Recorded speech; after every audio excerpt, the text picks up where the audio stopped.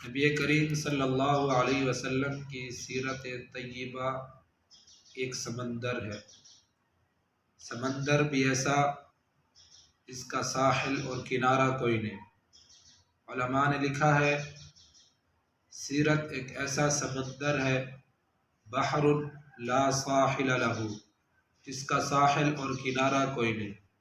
مطلب سیرت طیبہ کے متعدد اجزاء ہیں، لا تعداد پہلو ہیں، جن کا احاطہ کسی کے بس میں نہیں۔ البتہ بات کو ذہنوں میں اتارنے کے لیے، آسان بنانے کے لیے یوں کہنا چاہوں گا کہ سیرت طیبہ کے جتنے بھی اجزاء ہیں ان کو دو حصوں میں تقسیم کیا گیا۔ ایک حصے کو خصوصیات اور کمالات کا نام دیا گیا، دوسرے حصے کو پیغامات، ارشادات اور تعلیمات کا نام دیا گیا۔ نتیجے کی بات آخر میں کروں گا، سب سے پہلے ان دو کی کچھ وضاحت کرنا چاہتا ہوں تاکہ شان رسالت پر کچھ گفتگو ہو سکے۔ حصے دو ہیں، کمالات نبوت، تعلیمات نبوت۔ جہاں تک آپ کے کمالات کی بات ہے، اللہ تعالیٰ نے جتنے اور جیسے کمالات آپ کو عطا فرمائے اتنے اور ویسے کمالات کسی کو بھی عطا نہیں فرمائے۔ مثلا آپ کے کمال میں سے ہے کہ آپ وجود کے اعتبار سے مقدم ہیں، اول ما خلق اللہ روحی، ظہور کے اعتبار سے مؤخر ہیں، ما کان محمد ابا احد من رجالکم ولکن رسول اللہ، بانی دارالعلوم دیوبند، حجت الاسلام والمسلمین، قاسم العلوم والخیرات، منبع فیوز و برکات، صاحب آب حیات، حضرت مولانا محمد قاسم ننوتوی رحمہ اللہ نے حضور کی نبوت کو ذاتی نبوت قرار دی، دیگر انبیاء کی نبوت کو حضور کے طفیل قرار دیا۔ ترتیب میں ذاتی مقدم ہوتی ہے، اس لیے حضور کی ذات گرامی حصول نبوت کے اعتبار سے اول ہے۔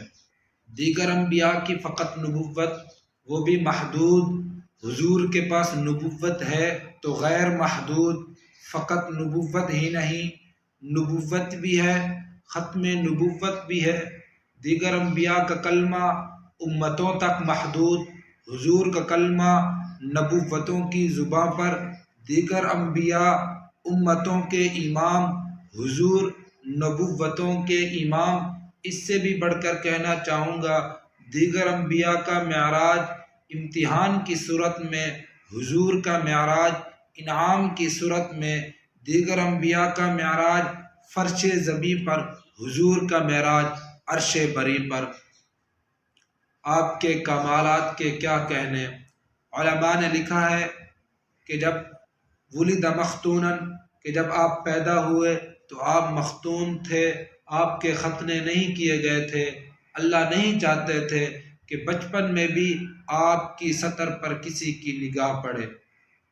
امام زرقانی رحمہ اللہ نے شرح مواہب میں لکھا ہے کہ جب حضرت آمنہ نے اپنے آپ کو امید سے محسوس کیا تو حضرت آمنہ کہتی ہے کہ جب حضور کا نور نبوت عبداللہ کی صلب سے میرے رحم میں منتقل ہوا تو 6 ماہ تک مجھے انتقال کا احساس نہ ہوا۔